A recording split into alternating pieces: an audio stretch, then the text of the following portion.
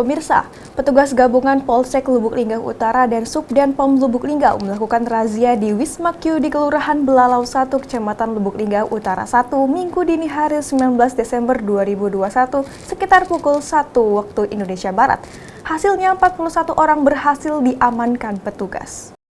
Dari razia tersebut diamankan 41 orang, yang 8 diantaranya adalah perempuan. Mereka yang diamankan ini, 1 orang adalah pemilik ekstasi, 37 orang yang hasil tes urinnya positif, dan 1 orang karena membawa senjata tajam. Kapolres Lubuk Linggau AKBP Nuryono melalui Kapolsek Lubuk Linggau Utara AKP Sudarno menjelaskan, saat melakukan razia, ternyata Subden Pom Lubuk Linggau juga melakukan razia, sehingga dilakukan razia gabungan. Di dalam wisma tersebut, dilakukan pemeriksaan 2 ruangan diskotik yang digunakan pengunjung untuk berjoget. Saat penggeledahan, ditemukan 1 orang membawa ekstasi warna pink yang tinggal setengah butir. Seluruh pengunjung diperiksa dan dikumpulkan lalu dibawa ke Polsek Lubuk Linggau Utara guna untuk dilakukan pemeriksaan lebih lanjut.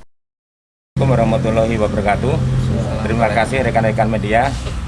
Jadi sesuai dengan perintah Kapolres Lubuk Linggau, menjelang Natal dan Tahun Baru ini kita melaksanakan cipta kondisi.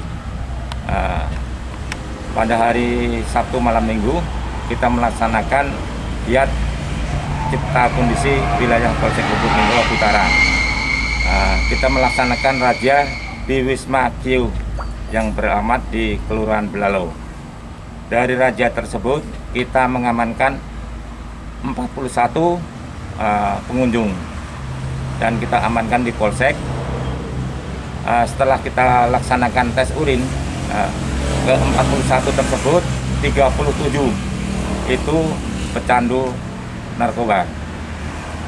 Dan di situ kita mengamankan 1 tersangka membawa sajam dan 1 tersangka membawa narkoba jenis ekstasi yang tinggal setengah butir lagi. Rajab Silampari TV melaporkan.